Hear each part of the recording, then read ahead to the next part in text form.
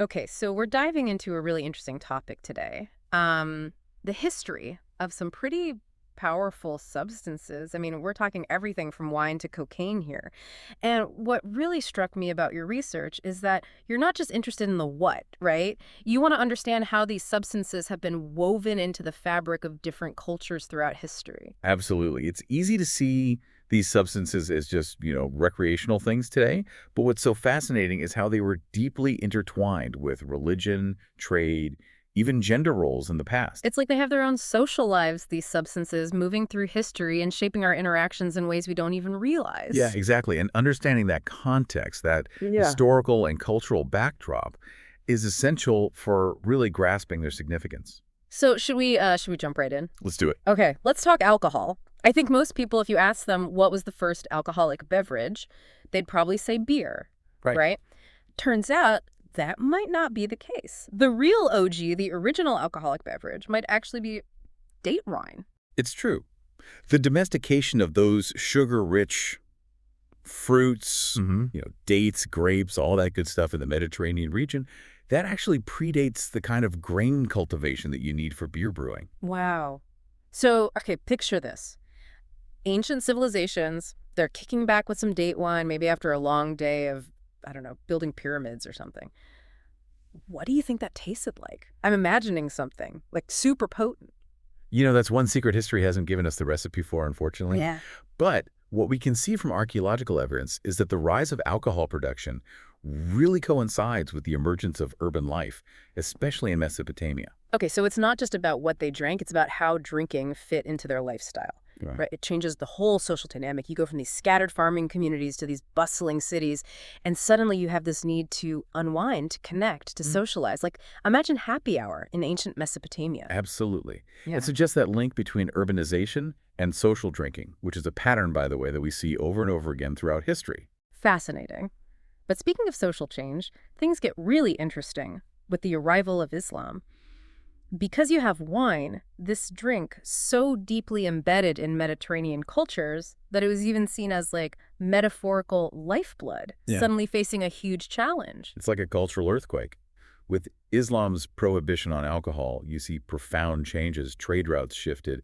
Even methods of transportation drastically changed. It's incredible. The ripple effects are huge. It's amazing how a change in what people drink could have such a huge impact on everything. You mentioned transportation. Wasn't there something about wheeled vehicles practically like vanishing? That's right. Wheeled vehicles, which were very much associated with those pre-Islamic trade routes for wine and, of course, other goods, they become far less common in the Middle East for centuries after Islam emerges. Wow. And it really highlights just how intertwined a substance can be with a society's entire infrastructure. It's like dominoes, like one change triggering another in a way you wouldn't expect. So as wine fades from the picture, at least in some parts of the world, what takes its place? What are people reaching for? Well, that's where we see the rise of what we might call smoking cultures, especially in temperate Eurasia. And we're talking about the use of cannabis, ephedra, even opium, all long before they enter the global stage as we know them today. So it's a whole different set of substances taking center stage? Exactly. It really challenges our modern perceptions of these substances as something new or even recent. Right. Like we think of these things as modern inventions, but they have this long, complex history that we often overlook. And it underscores how much our understanding of these substances, what's considered acceptable, what's taboo, it's all deeply shaped by our cultural norms in that historical context. Okay, so we've gone from ancient date wine to the rise of smoking cultures. Let's switch gears geographically a bit. I want to talk about a substance that really took the globe by storm, tobacco. It's a story that starts with ritual and ends up, well, kind of fueling empires. Yeah. Tobacco is a perfect example of how a substance can hold drastically different meanings across cultures. For indigenous people in North America, it was sacred, used in ceremonies, a way to connect with the spiritual realm. Right, but then Europeans show up and suddenly it's a commodity, a product to be traded and taxed and exploited. Right. It makes you think about how the arrival of one culture can completely transform the meaning and use of something so central to another. Absolutely. The story of tobacco is one of cultural clashes, shifting perceptions, and ultimately the forces of globalization and economic demand, unfortunately. It's a stark reminder of how something's significance can be totally transformed over time. And that theme of transformation of those shifting cultural contexts, it comes into play with coca as well. Because while most people, when they hear coca, they think cocaine, the story of coca in South America, particularly among the Bersana people of the Amazon, is incredibly different. Oh, it's fascinating. The way they've integrated coca into their everyday social lives, it's remarkable.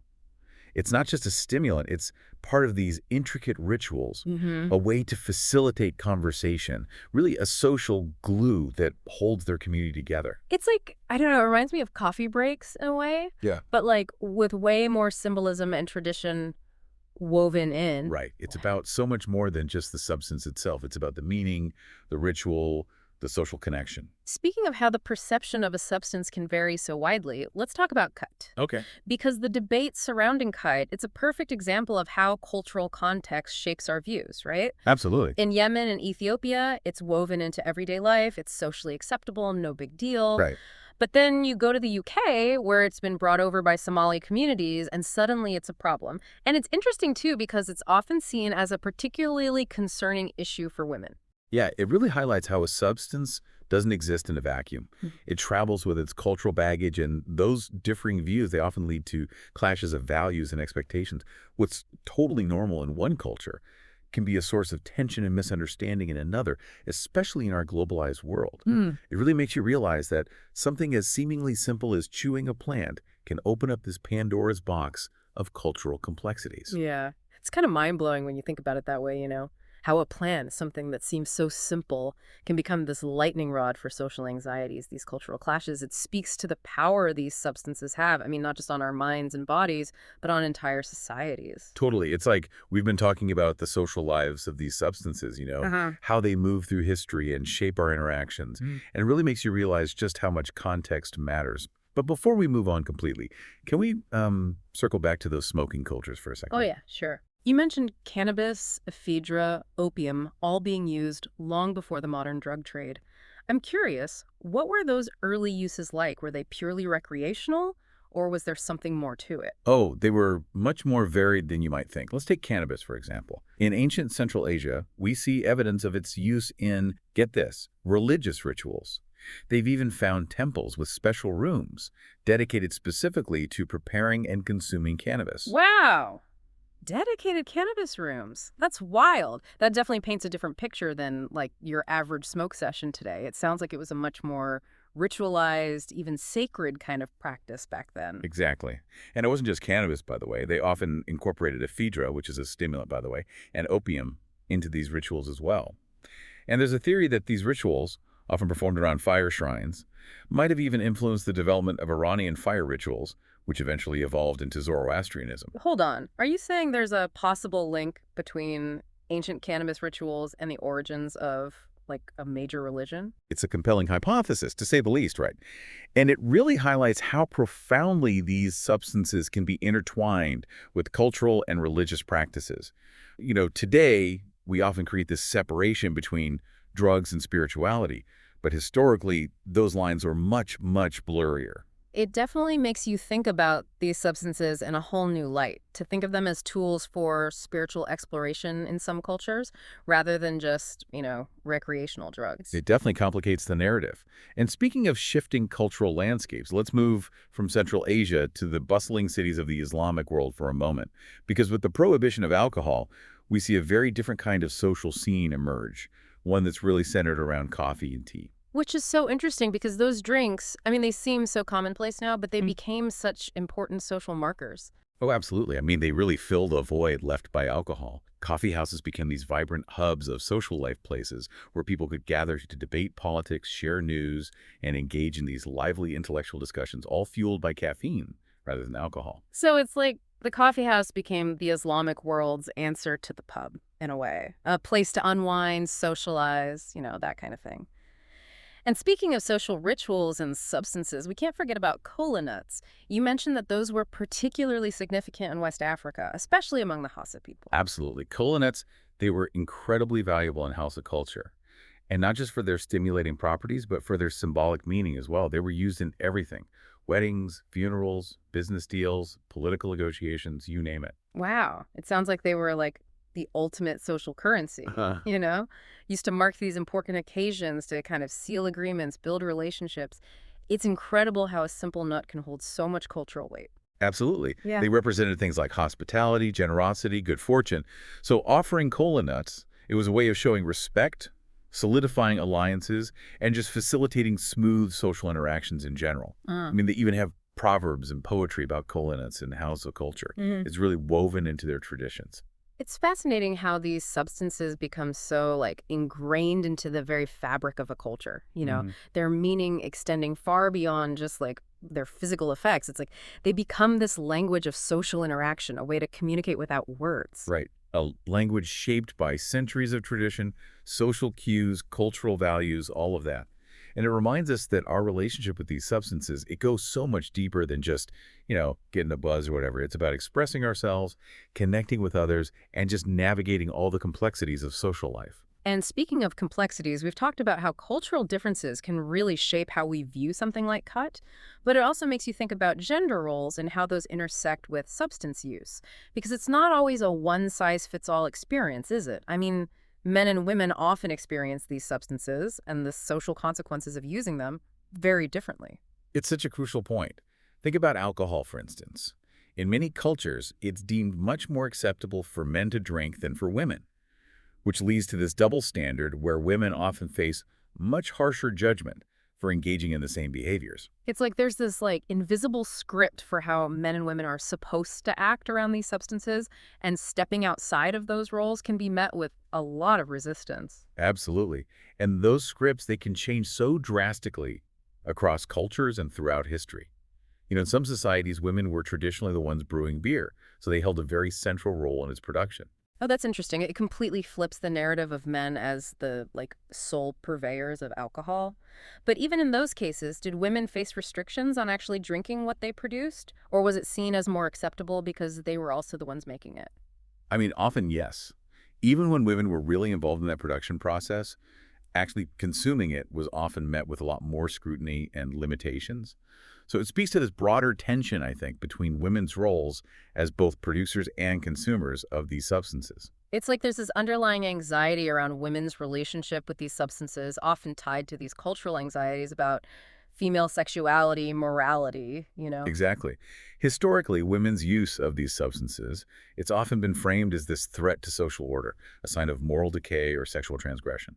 And that fear, it's fueled the demonization of certain substances and the stigmatization of women who use them. It's almost as if there's this fear that women, through these substances, will like disrupt the power dynamics, challenge those traditional gender roles, or unleash some kind of uncontrollable force. And that fear, whether it's consciously acknowledged or not, it manifests in things like social disapproval, legal restrictions, even just the way we talk about substance use in general. It's this reminder that our relationship with these substances is about more than just their chemical properties. It's about power, control, and these deeply ingrained social norms that we often don't even question. Totally. It's like we're peeling back layers of history and culture, and we're revealing these intricate power dynamics at play. And those dynamics, they continue to influence us today, even if we're not always consciously aware of them. Exactly.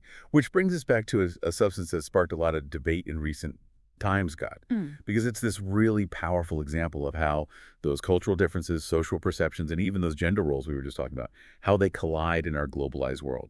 Right. You mentioned that cut. It's viewed very differently in its native regions of Yemen and Ethiopia compared to, say, the UK, where it's a source of real concern, especially among women. I think it would be helpful to unpack that a bit more. So, for those who oppose khat use, what are their main concerns? What are the arguments against it? Well, those opposed to cot use often point to a few key concerns. First, there are the potential health risks.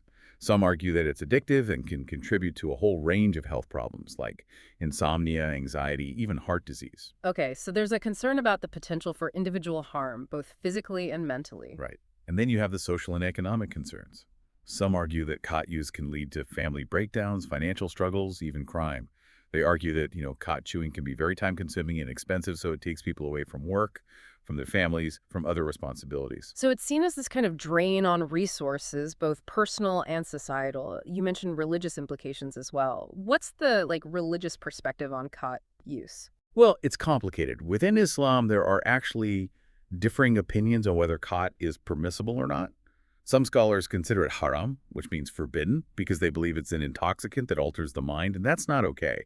But others argue it's actually permissible because the effects are relatively mild and don't really lead to a loss of control. So it's not a black and white issue even within Islam. It's open to interpretation and personal beliefs. Exactly. And that lack of a clear consensus really just adds another layer of complexity to the debate, right? Because now it's not just about secular laws and regulations, it's about navigating these religious principles and these deeply held cultural norms. It really shows how our relationship with these substances can be shaped by so many different factors, from our personal convictions to societal pressures to these broader religious doctrines. But I'm curious about the other side of the coin. For those who defend khat use, what are their arguments? What do they see as its benefits? Well, those who defend khat use often point to its long, long history of traditional use in places like Yemen and Ethiopia, where it's just this deeply integrated part of their social and cultural practices. They argue that it's a mild stimulant that enhances social interaction, helps people relax, and can even help with concentration. So for them, it's not this harmful substance. It's actually seen as this positive part of life, a way to connect, to unwind, even to kind of enhance your focus. Precisely. And they often draw parallels with other socially acceptable stimulants that we use all the time, things like coffee or tea. They're basically saying, look, khat is no more harmful than these other beverages. In fact, the negative effects are often exaggerated. It's like saying, why single out khat when other stimulants are widely consumed without much fuss? They're kind of pushing back against what they see as the stigmatization of their cultural practices. Exactly. And they emphasize the importance of respecting cultural differences. Their point is that Western societies need to be more tolerant of practices that might seem unusual or even, problematic from their perspective. Because for them, khat chewing is a deeply rooted tradition, and it deserves to be treated with respect and understanding. It's a good reminder that our own views on these substances, they're often shaped by our own cultural biases, and it's important to avoid imposing our values on others, especially when it comes to something like khat, which has such a long history and cultural significance in certain parts of the world. It's about recognizing that different cultures just have different ways of relating to these substances, and what might seem harmful or problematic in one context might be perfectly acceptable and even beneficial in another. So it's not about condoning or condemning khat use. It's about trying to understand its complexities within these different cultures and respecting those diverse perspectives. It's about fostering, a more open-minded dialogue. Exactly. And it really brings us back to the heart of this whole deep dive, doesn't it? It's about this really intricate, often paradoxical relationship between humans and these psychoactive substances. A relationship that's sculpted by so many factors, evolving cultural norms, enduring religious beliefs, shifting social dynamics, all of that. And it's a relationship that's constantly evolving as we move further into the 21st century. I mean, we've seen how what's considered taboo in one time and place can be completely ordinary in another. So it's a fascinating reminder that our relationship with these substances is fluid, always in flux. It's this journey, through history, across cultures. It raises all these really profound questions about how we, as a global society, define and regulate these substances, how we balance individual autonomy with social responsibility, and how we navigate cultural differences in an interconnected world. It's a lot to grapple with. It really is. This deep dive has been eye-opening because it's not just about the substances themselves, it's about the meanings we project onto them, the rituals we build around them, and those really intricate power dynamics that you were just talking about. But before we wrap up, there's one more really fascinating aspect to explore. And that's the role of science and medicine in shaping our understanding of these substances. Oh, absolutely. That's a rich area to dive into for sure, because our scientific understanding of these substances, it's evolved dramatically throughout history. I mean, we've gone from these ancient herbal remedies to modern pharmacological research. And these advancements, they've had a huge impact on how we view, use, and regulate these substances today. Yeah. It's amazing to think how far we've come since the days of those ancient herbal remedies and shamans and things like that. Because today, science is really starting to unravel the complexities of these substances, unveiling both their potential for benefit and also their potential for harm. It's true. And as our knowledge expands, so too does our responsibility to use that knowledge ethically and wisely. Because it's a double-edged sword, isn't it? We're constantly learning more, but that knowledge comes with a responsibility to use it for good. If there's one thing this deep dive has really hammered home, it's that we need to approach these substances with nuance, with information, and with a willingness to try to understand different perspectives.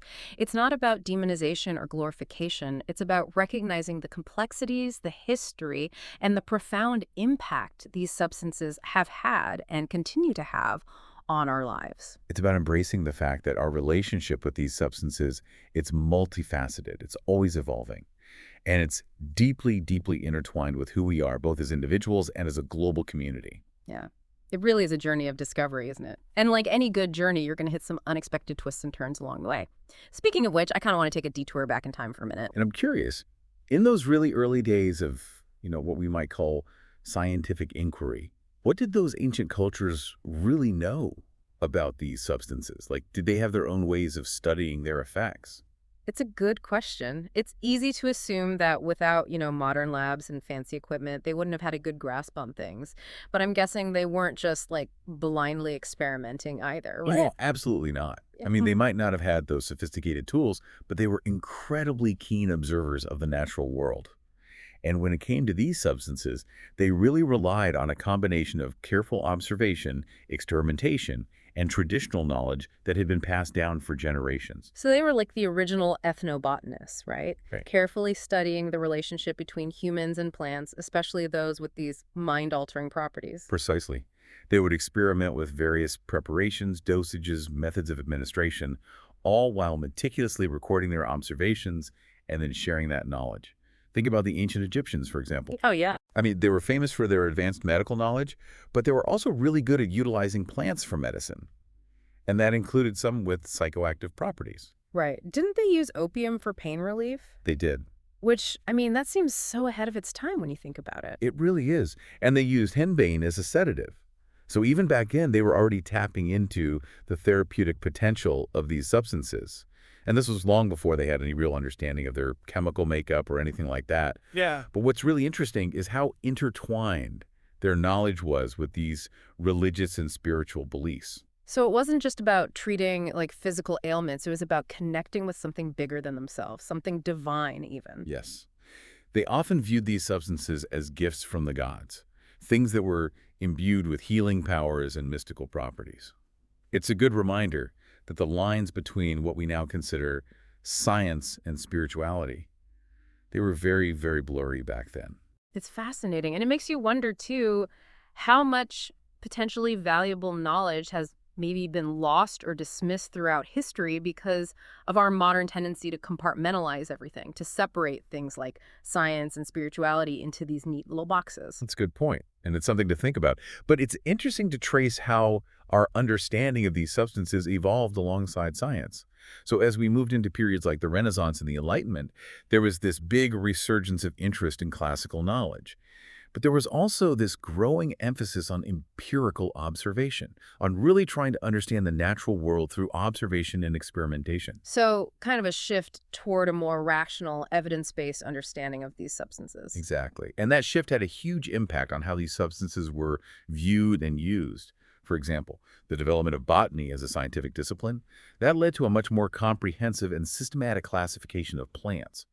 And that included those with psychoactive properties. It's like scientists were finally able to organize and study these plants within a standardized framework, right? Moving beyond those traditional classifications, which were often based on folklore and, anecdotal accounts and things like that. Precisely. And that newfound focus on categorization and analysis, it paved the way for a much deeper understanding of things like their botanical characteristics, where they were found geographically and, really importantly, their chemical composition. Which I imagine opened up a whole new world of possibilities, right? Not just in medicine, but in other fields as well. Absolutely. Think about the discovery of morphine in the early 19th century, for example. I mean, it revolutionized pain management, led to this whole new era of painkillers.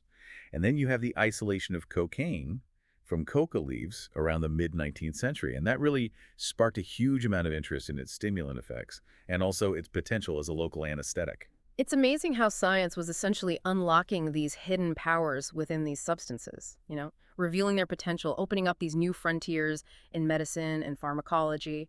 It was this incredibly exciting time of discovery. But like many scientific breakthroughs, it wasn't without its downsides. I mean, with these discoveries also came unintended consequences, a kind of mix of, beneficial applications, but also harmful abuses. Right, because we can't forget about the dark side of these discoveries. Like, morphine's medical benefits were unfortunately overshadowed by widespread addiction. And then cocaine, those stimulating effects, well, those fueled a whole new chapter in the global drug trade. It's a good reminder that scientific progress isn't always linear. It's not always the straightforward path to a positive outcome. Yeah, it's that paradox of scientific advancement, right? Yeah. Every new discovery, it seems like, comes with these incredible opportunities, but also these new challenges. And a lot of them are ethical challenges. But we've learned a lot since then, thankfully. I mean, with neuroscience, genetics, and other fields evolving so rapidly, we're gaining a much deeper understanding of exactly how these substances interact with our brains, how they influence our thoughts and emotions, and how they might be used to treat an even wider range of conditions in the future. So we're going beyond simply cataloging the effects, and we're really starting to understand the mechanisms, the how and the why behind their influence on the human mind and body. Yes. And it's opening doors to some really incredible new treatments for things like addiction, mental illness, all sorts of neurological disorders. I mean, it's an incredibly exciting time for medical research in this area. It really does feel like we're on the cusp of something big, like a whole new era of understanding when it comes to these substances. But as our knowledge grows, it feels like our responsibility to use that knowledge ethically grows as well. It's a powerful reminder that knowledge without ethics can be a dangerous thing. It's true. It's a huge responsibility. This whole deep dive has really driven home that point, that we need to approach these substances from this really balanced perspective. We need to recognize both the potential benefits and those very real risks that are involved. It's not about demonizing these substances or glorifying them.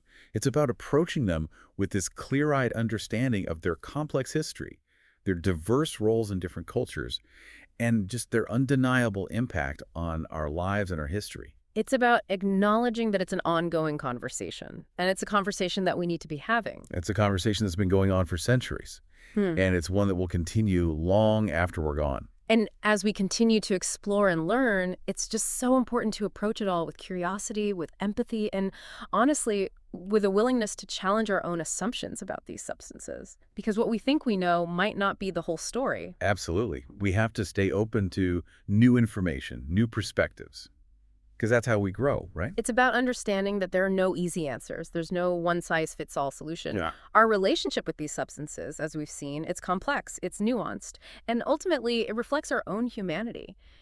For better or for worse, these substances are part of what it means to be human. They're part of our shared history, whether we like it or not. And they continue to shape our world, often in ways we don't even realize. That's a really good place to leave it. So thank you so much for taking this deep dive with us. It's been eye-opening, to say the least.